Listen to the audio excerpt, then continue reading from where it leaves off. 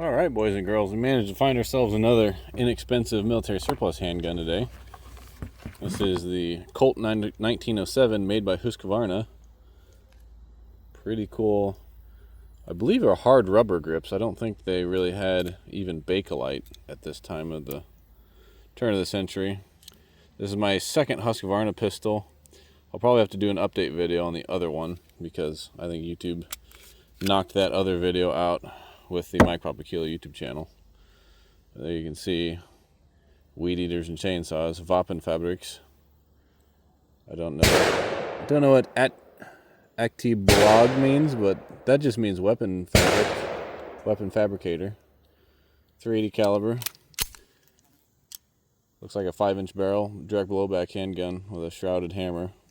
This is probably going to be the bane of my existence because you can see the trigger for me should be out where the front of the trigger guard is, not all the way back here. Got some very anemic sights. So yeah, this is a underpowered Viking handgun. Husqvarna is Swedish, I think. And I learned not too long ago that Husqvarna actually used to make rifles for Smith & Wesson before they stopped making guns altogether. Because, you know, Europe is pretty much lost at this point. But even back in the 80s, they're kind of going away from freedom. I think Finland is probably one of the better countries, along with Poland, for firearms ownership nowadays. But it's definitely not like the United States, where you can just get this shipped to your local FFL and ask the crown of the ATF to transfer it for however many pesos your local gun shop wants to charge you for it. Got, looks like 970 maybe. And this is a holster it came with, so I would venture to guess this is the original holster. I have no idea. I don't know much about the Husqvarnas or the Colt 1907, to be honest with you. I think this is the first handgun since the Grendel P10 that I've owned in 380 ACP. And I took that Grendel apart and it's still in pieces because I really just, that was before I was even a gunsmith. I didn't want to deal with that. That gun is nonsense. So we got two different types of ammo today. I don't know if these are going to run. This is the only box of factory 380 that I have. And it's all, well, this isn't even, this is TMJ, 95 grain. And then we got grass in here, that's weird. I believe this is some old hand loads.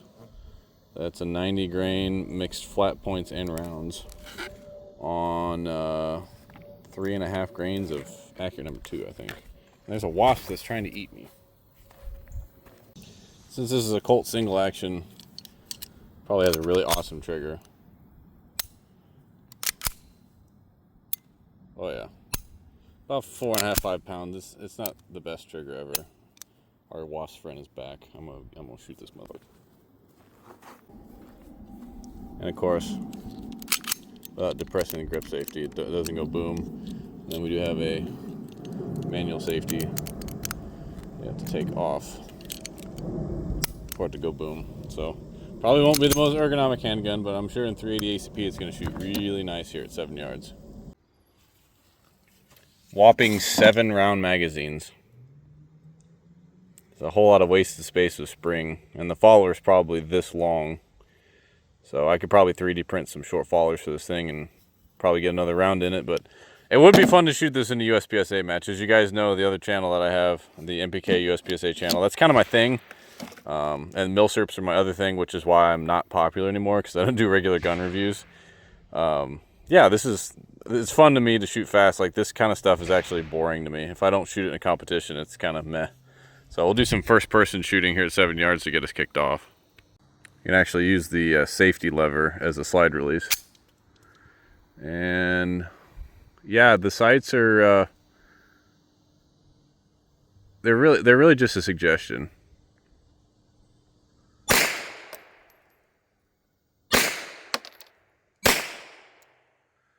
Oh no, a failure to eject. Probably because I'm limp wristing it because I'm trying to do 18 things at once.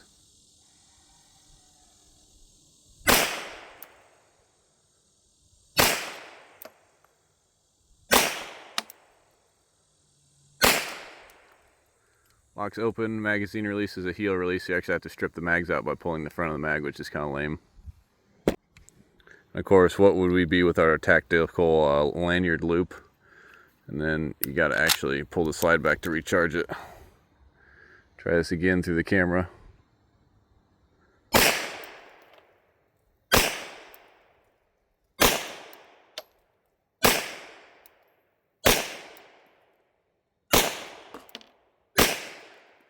There we go. More tactical one-handed manipulations. And our last magazine.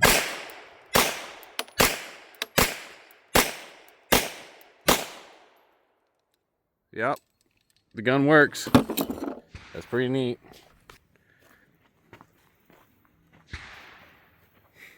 Aiming. I got mostly alphas. I obviously can't see the sights through the screen. It's really just too bright. I can't see what's going on with the screen. But yeah, they're in there. Count them up. Well, that was something different. This thing has a big, heavy slide, and one-handed shooting, I'm not surprised that I had a failure to extract. One, because these are probably underloaded. I think it's the max loading for accurate #2 pistol powder, but for whatever reason, the handgun load books, they're always really light loaded. I don't know why that is. So this probably could use another 0.3 grains of powder. But it just seems like 7 rounds. I don't know whose idea it was to make that a standard. It seems a little low. But we'll shoot another batch of reloads here, two-handed. See how the gun shoots. Being a direct blowback, it's going to recoil like a 9, and it's got a big slide, so it's going to be a very, very soft shooting 9mm. And I went ahead and taped up all of my Charlies and Deltas because that's just embarrassing. We'll see if we can tactical Barney up.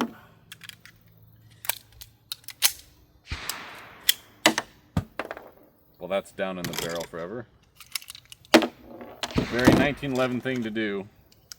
Have the second round staged too far forward in the magazine. Or it's catching on the front lip. I don't know. Alright, first shots, two-handed. Yeah, just a little bit underloaded.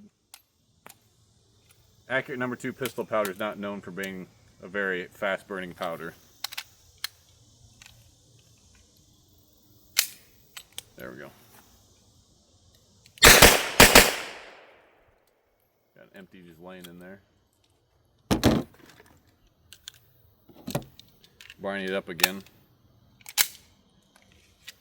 But it's obviously a very well-made pistol. I can't imagine how expensive these were when they first came out, because I guarantee it was more than equivalent of $500–600, which is what I paid for this thing.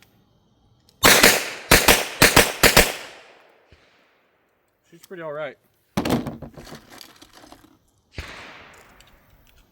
I'll eventually Chrono both of these ammos. Because I don't think they're going 1,000 feet per second. They're probably going like 850. And with a 95 100-grain projectile, that's not going to meet power factor, but I'm going to shoot a level 1 anyway, so nobody really cares. Alright, let's Barney it up again. I'm going to get my shot timer, see what the splits are. Oh yeah, checking the splits with a 120-year-old gun. Let's go. Oh, safety's on. Ha! Can't split that one.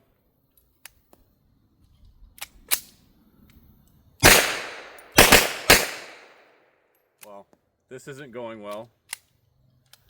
The accurate #2 pistol powder isn't even getting a full burn. Needs more powder.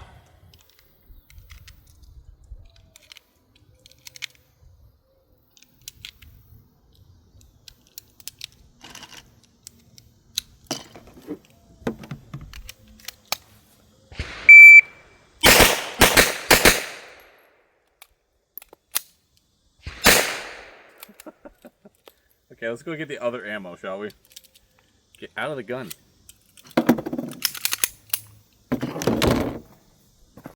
So hot out in the direct sunlight that the camera is shutting off because it's too hot. Got the 10-ring ammo. I can't get some splitty doodahs.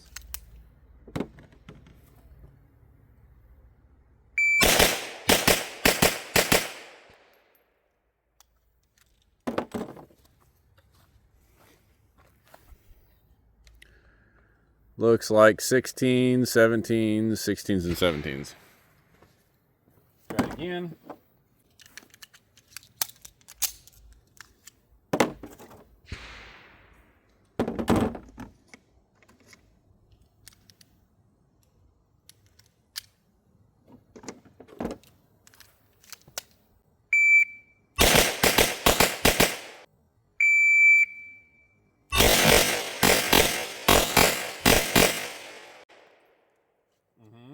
Daddy likes.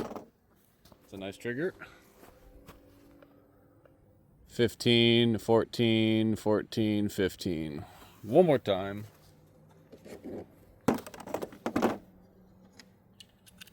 Am I using the sights?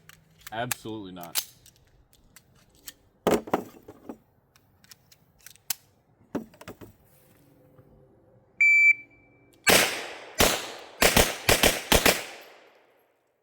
Gun is printing a little bit low, but it could be me because the grip is so horrible with this gun.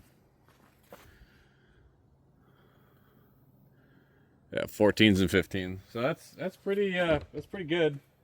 Like I said, I actually had to take my phone in the car with air conditioning on because it's so hot out.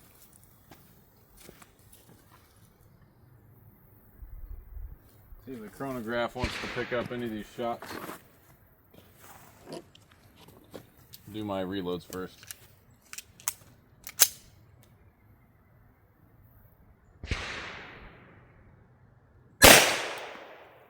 I'd say the sights are on.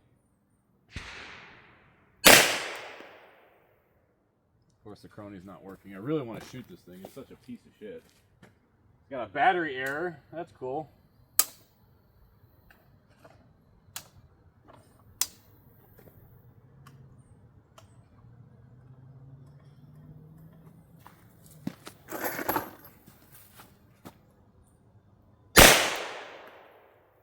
Yeah, I really want to shoot this thing right now.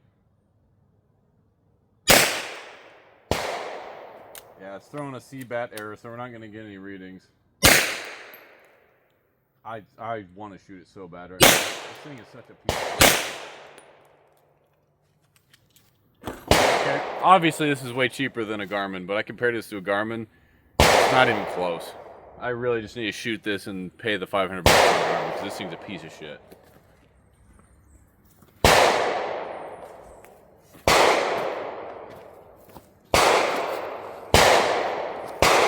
Well, this is the kind of accuracy you get with a fixed barrel.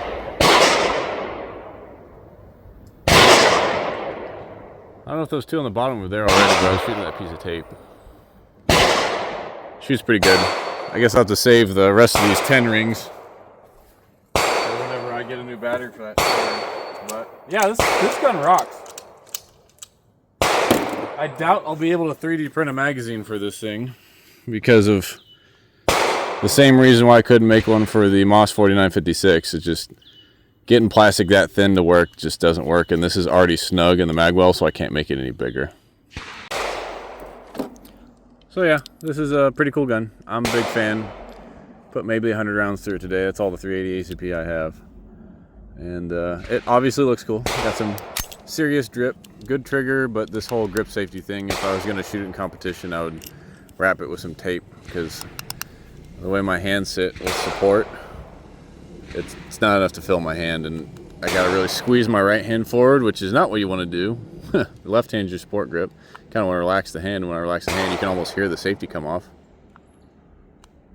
Relax. Yeah. So it's pretty neat. We'll do some mag dumps for Jesus. Call it a day.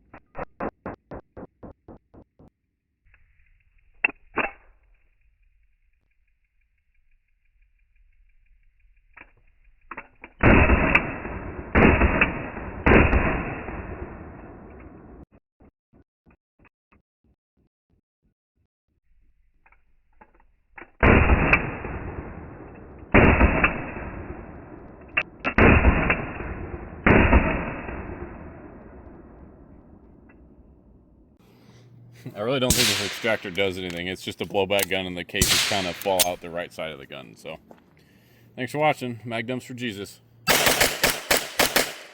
that sucked. Oh well.